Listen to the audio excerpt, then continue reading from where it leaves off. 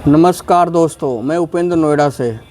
मैं आज आपको एक आम का पौधा जो है लगा के दिखाने जा रहा हूँ।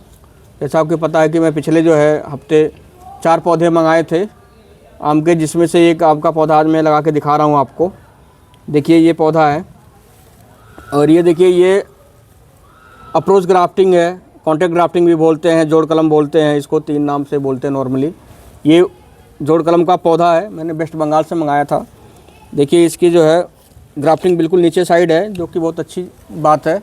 और ये इसमें कई फ्लैश लाइन निकले हैं, ये 1 2 3 4 फ्लैश निकला हुआ है और 5वें पे इन्होंने काटा है, थोड़ी ब्रांच आ रही है। तो पौधा तो मैच्योर है, थोड़ा तिरछा जो लग रहा है वो इसलिए क्योंकि ये कॉन्टैक्ट ग्राफ्टिंग करते हैं, तो थोड़ा उसको लिटा के या तिरछा आड़ा करके करते हैं, जिससे उसके जो डाल के हिसाब से उसको मैच कर पाएँ। तो थोड़ा सा टेढ़ा हो जाता है, बट इसके लिए मैं देखिए डंडी लगा के लगा दूँगा। इसमें लगाने के बाद तो ये पौधा सीधा हो जाएगा।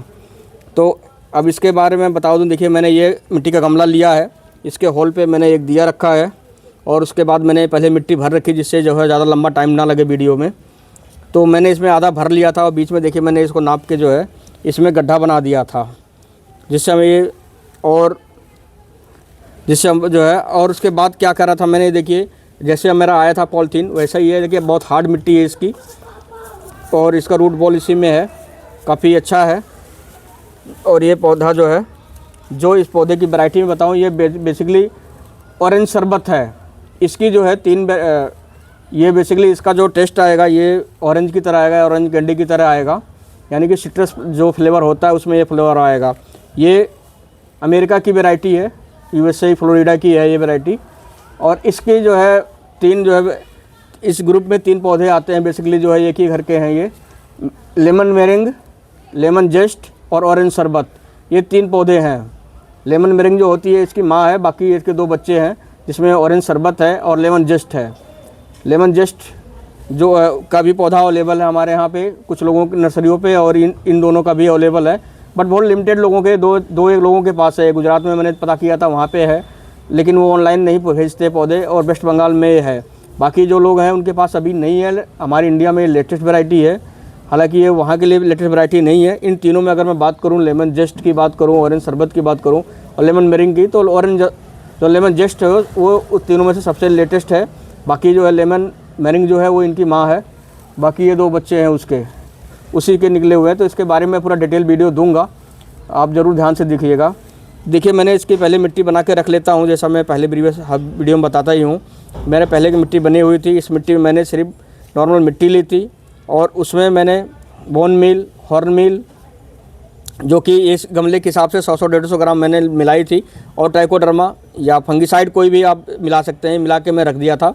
और अब मैं आज इसका यूज़ कर रहा हूँ। देखिए मैंने पहले मिट्टी भर ली है और ये मैं आज इसको जो है रूट बॉल, आपको अगर इस तरीके से आपके पास आता है, कई बार क्या होता है कि वो जो बोरी वाली होती है सीमेंट की उसमें भी आता है, उसकी जो कट्टी बना के रखते हैं, या इसमें होता है। तो आप इसको जो है बिल्कुल ऐसे आराम से काट लेंगे, इसके रूट बॉल को डिस्टर्ब नहीं करेंगे। देखिए इसके रूट सिस्टम में आपको दिखाऊं एक बार पास से, ये देखिए कितना ज़बरदस्त डेवलप है, ब्लैक कलर का, बिल्कुल हेल्दी रूट स्टॉक है। ये पौधा भी हेल्दी है, आपको ऊपर देख के अगर आपको पता ही चल जाएगा। तो काफ़ी अच्छा पौधा है और कॉन्टैक्ट ग्राफ्टिंग है, जो कि गमले के लिए काफ़ी जो है हमारे सूटेबल है। हाइट इसकी कम होगी, मैं ऊपर से थोड़ा, जब ये 4-6 महीने का हो जाएगा तो मैं इसको वो कर दूँगा, इसे ऊपर से यहाँ से कट करूँगा, जिससे जो है इसमें और ब्रांचेज निकल जाएँ, ज़्यादा ऊँचा ना हो। तो अच्छा, मैं एक चीज़ ये बताना चाहूँगा, कुछ लोगों यूट्यूब को मैं देखा, उन्होंने बोला है कि अगर काली मिट्टी में आई है, हार्ड मिट्टी में आई है, या ब्लैक वाले में आई है, या रेड वाले में आई है, तो उसको थोड़ा सा पानी में डिप करिए और इसका जो है ढीला कर दीजिए, या इसका रूट मिट्टी थोड़ी हटा दीजिए। मैं आपको रिकमेंड करूँगा आप ये काम बिल्कुल भी ना करें। आम के पौधे के साथ तो बिल्कुल भी ना करें, क्योंकि अगर आम के पौधे का रूल ये बॉल सिस्टम अगर हिला, टूटा या कुछ भी हुआ, तो उस पौधे को बचाना बड़ा मुश्किल हो जाता है। नॉर्मली देखो, बिगनर है तो नहीं बचा पाएंगे, एक्सपर्ट होते हैं वो बचा लेते हैं, जो वो बताते हैं प्रोसेस, वो एक्सपर्ट लोग होते हैं, कई सालों से वो काम कर रहे होते हैं, या नर्सरी वाले होते हैं, तो उनके पास हज़ारों के पौधे होते हैं, उनको कोई फ़र्क नहीं पड़ता 1-2 ख़राब भी हो गया, और उनको एक्सपीरियंस भी होता है। लेकिन आप बाहर से मंगाते हैं, हज़ारों रुपये खर्च करके पौधा मंगाते हैं, और इस तरह के एक्सपेरिमेंट करके हम प्लीज़ अपने पौधे को ख़राब ना करें। फ़र्क सिर्फ इतना पड़ता है, अगर रेड मिट्टी में है, ब्लैक मिट्टी में, अगर ज़्यादा टाइट मिट्टी में है तो थोड़ा सा टाइम लगता है ग्रोथ होने में, बट ग्रोथ हो जाता है, पौधा आपका सर्वाइव करता है। एक चीज़ मैं और बताते चलूँ, आम की मिट्टी का जो चाहिए होती है वो हार्ड मिट्टी ही पसंद करता है। इसलिए इसकी जब भी मिट्टी बनाएं तो प्लीज़ इसमें कोकोपीट और कोई भी जो जैसे कह लो धान की भूसी मिलाने की बात करते हैं। कुछ लोग बोलते हैं कि गमले में नीचे की तरफ जो है आप जो है पेपर का टुकड़ा रख दीजिए, किचन वेस्ट रख दीजिए, ऊंचा कर दीजिए, ये करियो। ये बिल्कुल भी कोई चीज़ नहीं मिलानी है, क्योंकि वो सीड डिकम्पोज होता है तो उसमें से गैस निकलती है जो आपके पौधे को बहुत हार्म पहुंचाती है और कई बार पौधा सूख जाता है। तो आप बिल्कुल ये सब चीज़ ना बनाएं, नॉर्मल मिट्टी लें और जो मैं मिला के बनाता हूँ आप बिल्कुल आप जो पुरानी वीडियो जाके देख लें वही करें। इसके रूट बॉल को बिल्कुल डिस्टर्ब नहीं करना है, एज इट इज़ कर देना है। इस तरह से मिट्टी भर लेनी है, इसको नाप के बीचों बीच आप इसको पौधे को लगा देना है, ऐसे डाल देना जैसे मैंने नाप के पहले कर रखा था। देखिए इस तरीके से कर देना है। चूँकि मेरा पौधा बड़ा है, थोड़ा तिरछा हो रहा है क्योंकि इसका जो है कॉन्टैक्ट ड्राफ्टिंग की वजह से, तो मैं इसमें एक लोहे का जो है मेरे पास सरिया थी तो मैं वो भी लाया हूँ, इसको लगाऊंगा और इसके हिसाब से मैं इस पौधे को बांध के सीधा करूंगा। तो मैं इसको भी यहाँ पे लगा रहा हूँ। ये देखिए आप भी आपके कोई डंडा लगा दीजिए जिससे आपका पौधा आप सीधा कर पाएँ। तो मैं ऐसा कर दिया हूँ जिससे फिर मैं बाद में इसको जो है पौधे को सीधा करके बांध दूँगा, जिससे ये टेढ़ा है तो वो सीधा हो जाएगा इस तरीके से। तो आप चाहे ना भी आपका टेढ़ा हो पौधा सीधा हो तो भी आप एक डंडे का सहारा रखें, क्योंकि अभी तेज़ हवाएँ चलेंगी गर्मियों में, फरवरी मार्च में तेज़ हवा चलने लग जाती है तो ये पौधा हिलता है तो बार बार इसका जड़ हिल जाता है, नया पौधा होता है इसका। चूँकि आम के पौधे का रूट का डेवलपमेंट थोड़ा टाइम लगता है, धीरे धीरे डेवलप होता है, तो इस वजह से आपको जो है डंडे की सहारा देना पड़ेगा जब तक कि उसका रूट स्टॉक जो है, इसका रूट पूरी तरह से डेवलप आपके मिट्टी में ना हो जाए, आपके जो है गमले में पूरी तरीके से ना आ जाए। तो आपको ध्यान देना है, डंडे का सहारा ज़रूर देना है।